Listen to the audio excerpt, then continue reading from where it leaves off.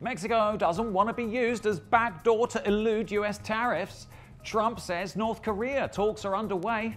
Disturbing new video editing trend could be the future of fake news. And Mexico is second on the world's best places to retire list.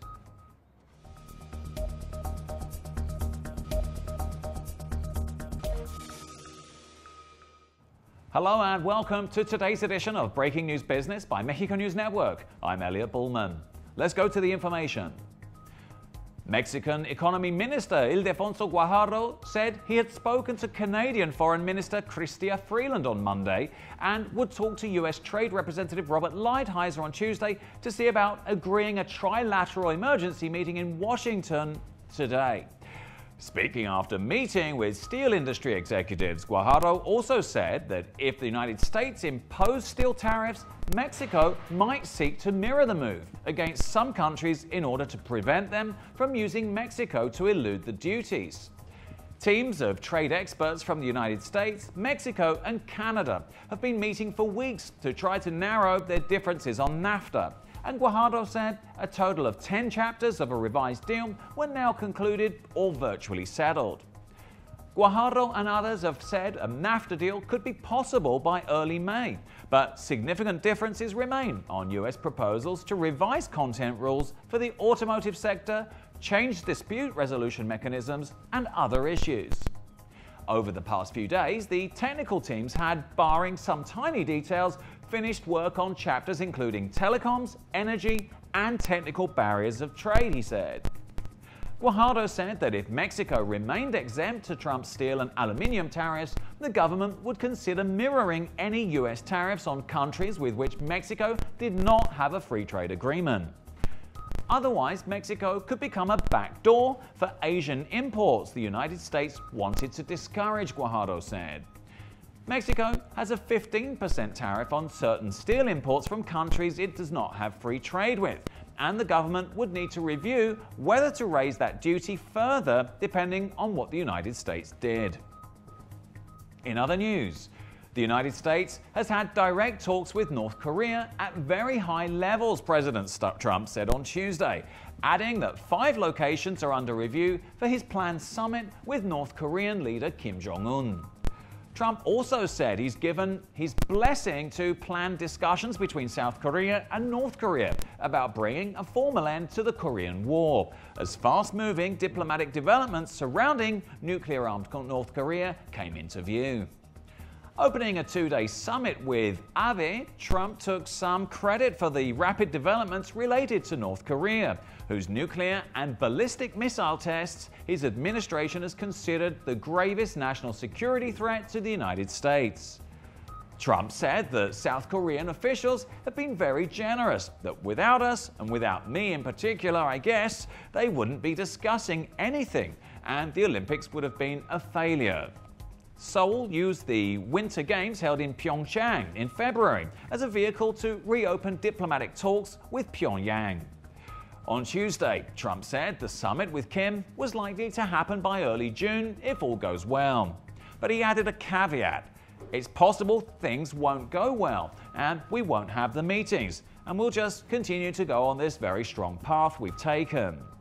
Trump and Abe entered the summit hoping to repair a relationship that has been strained by Trump's decisions to meet with Kim, which has alarmed Tokyo, and his move to enact steel and aluminum tariffs without granting Japan a waiver.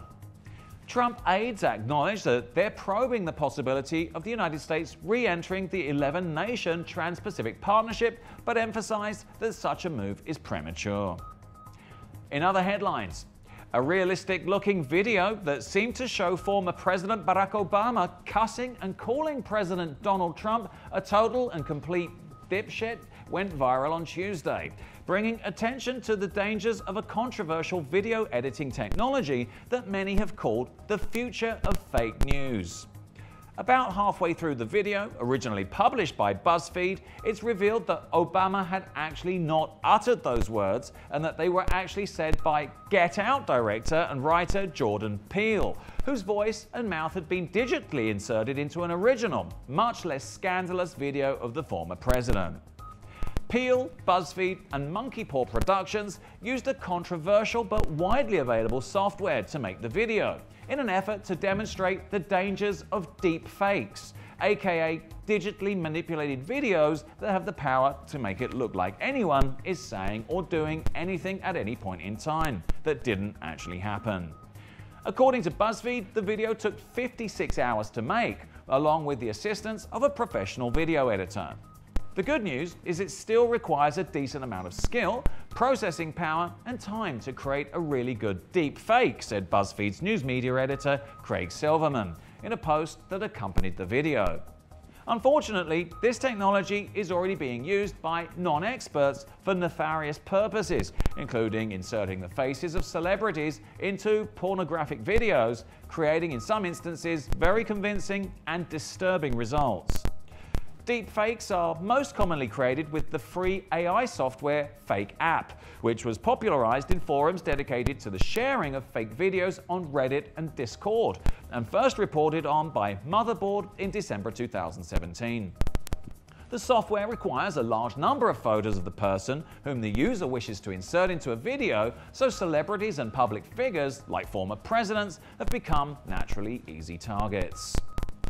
Moving on. With spiraling costs compelling more and more North Americans to retire overseas, retiring abroad has never been more attractive. But finding the right location among the myriad options available can be daunting. Using input from their team of correspondents on the ground all over the world, the annual International Living Global Retirement Index combines real-world insights about climate, healthcare, cost of living, and much more to draw up a comprehensive list of the best retirement destinations on the planet. Out of the top 10 countries listed on the 2018 index, Latin American destinations took the top 3 spots.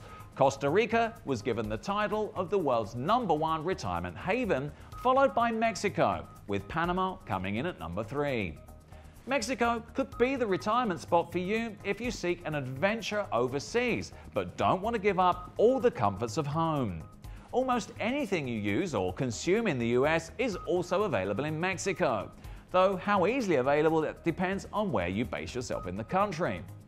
With 2 long coasts, mountains, and colonial cities, the challenge is that Mexico offers many appealing lifestyle and climate alternatives, and you need to decide where you might be happiest. The popular vacation and expat destination of Costa Rica took top honors, the editors said, due to its tropical climate, low cost of living, top-notch affordable medical care, bargain real estate, and natural beauty. This was all for today. Thank you for staying with us. I'm Elliot Bullman. Remember to follow us on Facebook, Twitter, and Google+, and log on to MexicoNewsNetwork.com for more information on Mexico and the world. Until next time.